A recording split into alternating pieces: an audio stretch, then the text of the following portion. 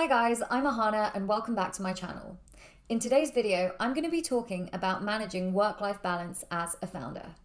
If that sounds good to you, then keep on watching. Now, before we dive into my strategies for maintaining some sort of balance in my life, let's break down why this is an important topic to talk about. Well, beyond just avoiding burnout, a lack of work-life balance can significantly impact your health, mentally and physically, your relationships, your productivity, and ultimately the success of your venture. So first, let's talk numbers. An article in Sifted a couple of weeks ago found that 85% of founders have experienced high stress in the past year. 45% say they have bad or very bad mental health, and 53% are burnt out. In the article, it says that fundraising was one of the biggest challenges for founders, and having gone through that experience myself, I can certainly attest to that being one of the hardest things as a founder, raising the cash to keep your company alive. The mental challenges posed by burnout can ultimately manifest physically and impact your physical health, and all of these factors combined can impact your decision-making, your productivity, and can impede creativity and innovation. So, how do we tackle these problems and establish a good sense of work-life balance? Well, here are the 5 things that I do to try and help me maintain some balance. The first is around managing stress. And for me, I know that when I'm very, very stressed out, I don't make any time for myself and any hopes of balance go out of the window. So this is a stress management technique. And for me, it's mental reframing. What I mean by this is during the most challenging times, instead of focusing on the inevitable failures, rejections, jumping through hoops, comparing to other founders, I try and step back and affirm that it's a privilege to even be a founder, to be in the position to be building a company, solving a problem so close to my heart is a dream come true. And would I rather be doing this and having all the challenges that come along with it, or have chosen an alternate career path? I would make the same decision every single time. So let's take the example of fundraising, one of the biggest mental health culprits amongst founders.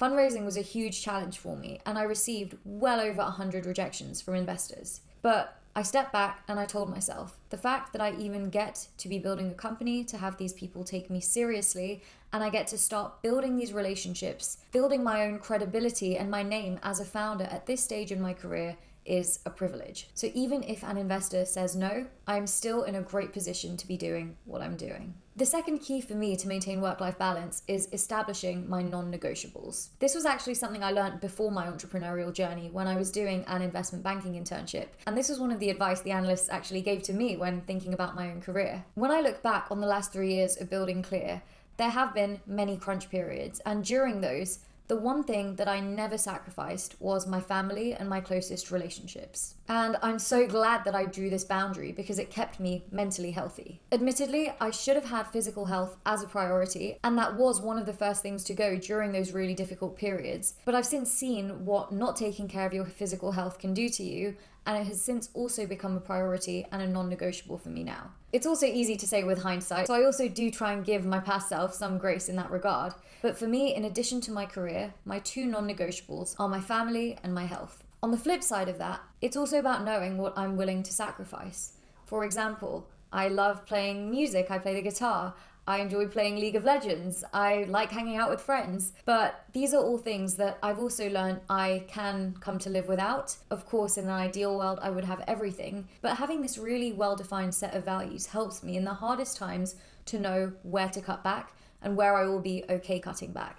I know I will be okay cutting back if I don't play League of Legends.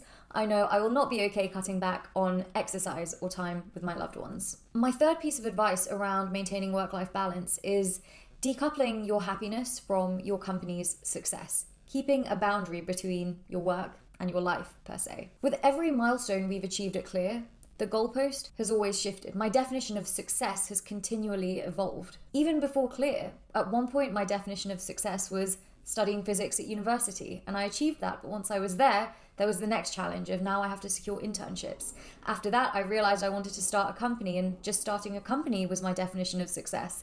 Then it was raising funding, then it was building a team, then it was achieving certain company milestones. And the point is that there will always be more milestones and more goals to achieve with the company and with your career in general. And so if you associate your happiness to these milestones and successes, but you know that your definition of success is going to keep changing, by definition, you're setting yourself up for unhappiness and stress, which is going to make it really hard to have any boundary between your work and your life. My fourth piece of advice is to detach yourself from outcomes. I can't control outcomes, but I can control my own actions. So I always focus on, did I do this well, rather than did this happen? And the fifth point is brutal prioritization.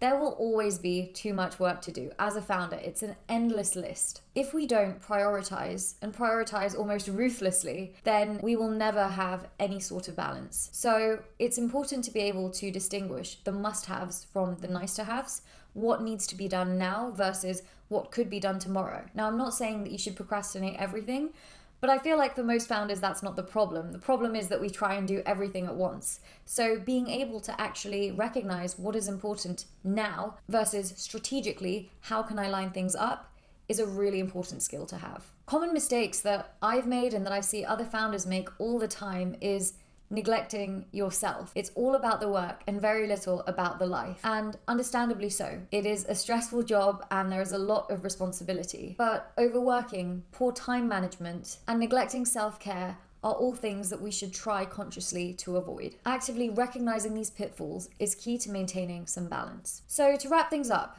remember, prioritizing work-life balance isn't just a luxury, it's a necessity, not just for yourself, but even for your company's benefit. Take care of yourself, set boundaries, and don't be afraid to ask for help. The inevitable truth of being a founder is there will always be more challenges and it will always feel like there's an insurmountable amount of work to do. So it's important that, number one, you get good at solving hard problems, and number two, you get good at taking care of yourself while you solve these hard problems. If I only succeed at the first, I'm not going to succeed as an entrepreneur. Why? Because burnout is guaranteed if I can't do the second. And that's where I'm going to leave this video. I hope my tips can help any of you struggling with burnout or maintaining a work-life balance. And if you have any more tips to share, please leave them in the comments section below. All right, that's all for this one. Thanks for watching, and I'll see you in the next one.